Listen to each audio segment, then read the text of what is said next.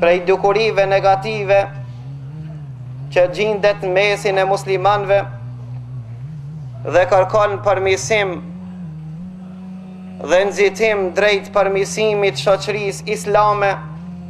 është përgojimi dhe gibeti. Vërtet një smunje shumë e rëndë që Allahu Azza wa Jall i ka kushtu kujdes të veçantë Kurani Kerim dhe pejgamberi sallallahu alaihi wasallam në shumë hadithe flet mbi këtë dukuri që tregon se një shoqëri e cila nuk tenton së paku të përmirëson veten e tyre dhe ta përmirëson shoqërinë me këtë dukuri, runa Zot del para Allahut Azza wa Jall duke shpresu dhe mendu se ka arrit sevape dhe të mira,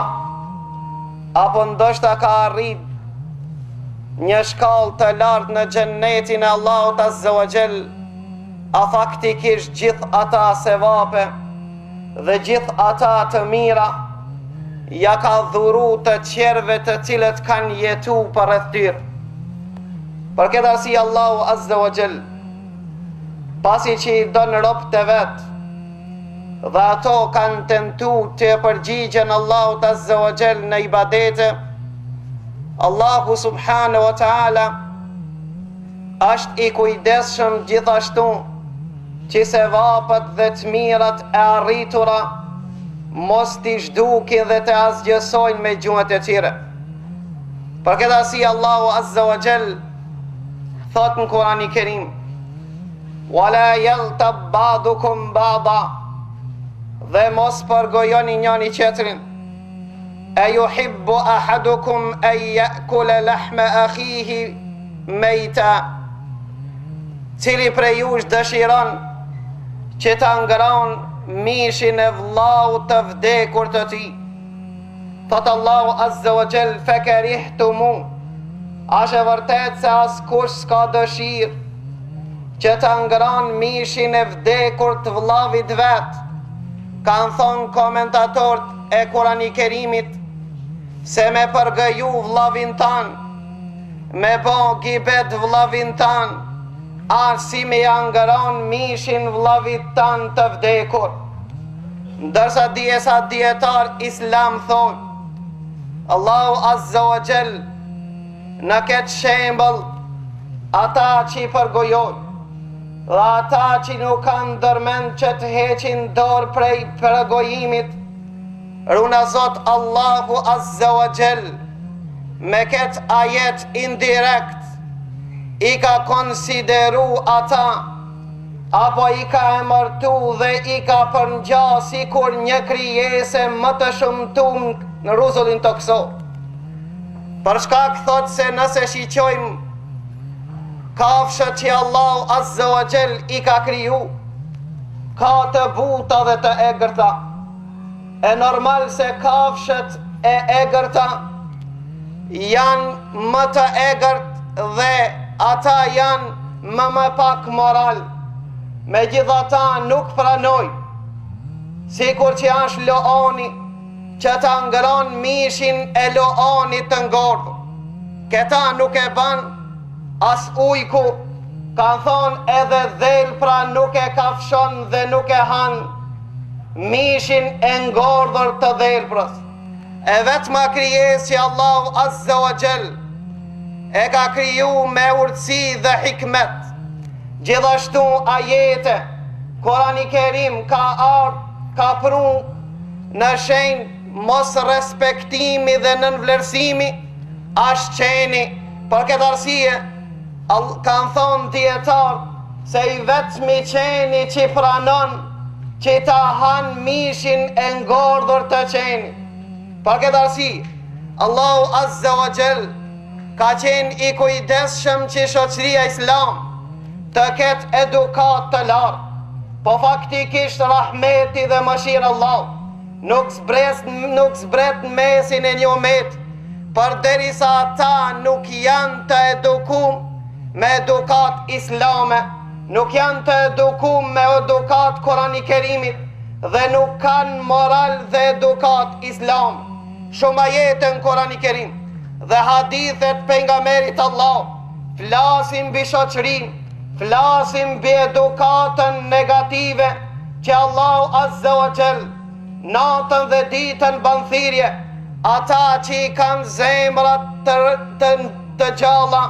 që ti përgjigjen Allahut Azza wa Jall dhe ta përmisojnë veten e tyre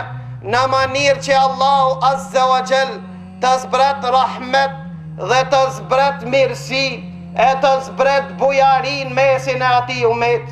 Pejgamberi sallallahu alaihi wasallam me një hadith që e kanë nxjerr Imam Muslimi dhe Imam Tirmidhiu, këtë hadith e transmeton një shoku i pejgamberit Allah e quajnë Ebu Huraira. Pejgamberi sallallahu alaihi wasallam pasi që i pa musliman kanë mesin e muslimanve që dikush ban gibet duke mos e ditë se çka është gibet, këtë pyetje të madhe ja parashtroi pejgamberi Allah shokëve të tij në mënyrë që ta kuptojnë musliman dhe në ditën e gjykimit çka do me thonë përgojim